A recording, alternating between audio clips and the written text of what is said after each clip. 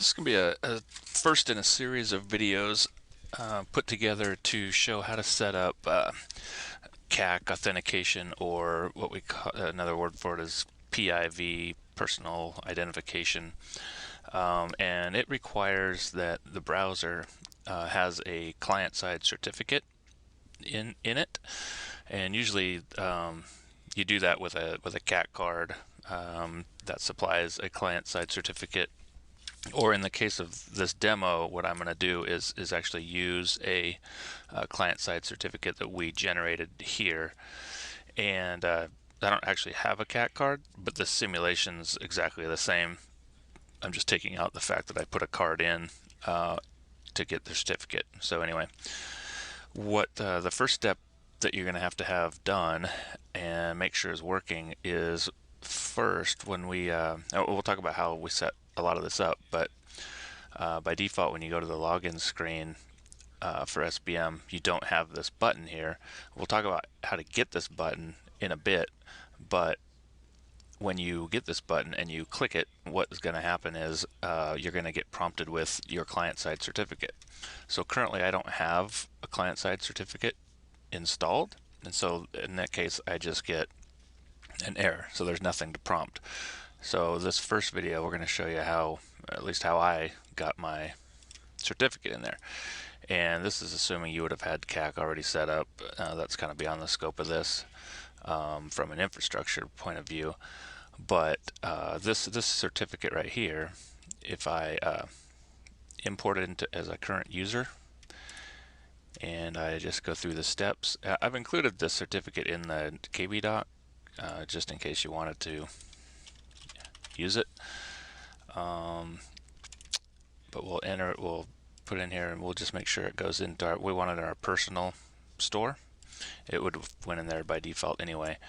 And click finish, and it's successfully imported. So with that said, you can tell this is going to work with two things. One is when you get this set up, if you click this button, see how you get now prompted for a certificate, and you may have more than one, but this is the one we're going to use, and you would hit OK, and when things are working you would get logged in. So in regards to that certificate, you'll see it under Internet Options and Content, and you can see in your personal area here that you have this certificate. So just to take that full circle, we'll just actually log in with that. So when I click Smart Login, hold on a second, this is a trick you have to learn with IE. You can come in here, and if you'd hit cancel or pick the wrong certificate, it holds on to your session, so you can clear the SSL state here by pushing that button. Now if I go back to my login screen and click this button again, I'll get prompted, and what it's going to do is log me in as a user. So we'll go through the rest of how to set the behind the scenes part of this up, but this first video was just basically how to get the certificate into IE and what's going to have to happen for it to work. This might take a second to start. I restarted a bit ago. Okay, so then you get logged in, and I'm logged in as this user is a PYOO. One other thing that you have to do we're going to have to set up a little infrastructure later, is if you look at that certificate, we're going to need to import the certificate chain, if you will, into JBoss, which is going to be controlling this a little bit. So what you want to do is first view the certificate, click view, and if you go to the certification path, you'll notice that this is our certificate. It was issued to us by this intermediate, and what you want to do is view this one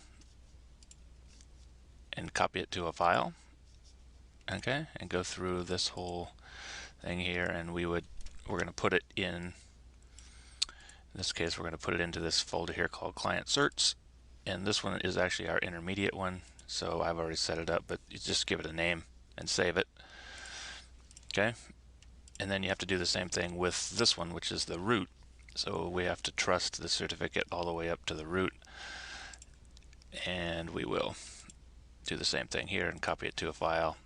And anyway, this one's called root in that same folder.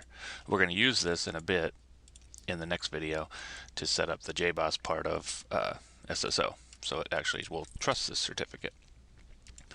Okay, so that's all you have to do from the certificate point of view from the client side. And again, you have to make sure that that's all set up in the browser and functioning, or else nothing else is going to work after that. So that's the first video, and the next one's going to be more into we'll talk about how to get that button on the login screen, and we'll talk about actually how to make things, this button right here, and we'll actually talk about how to get the rest of it to work.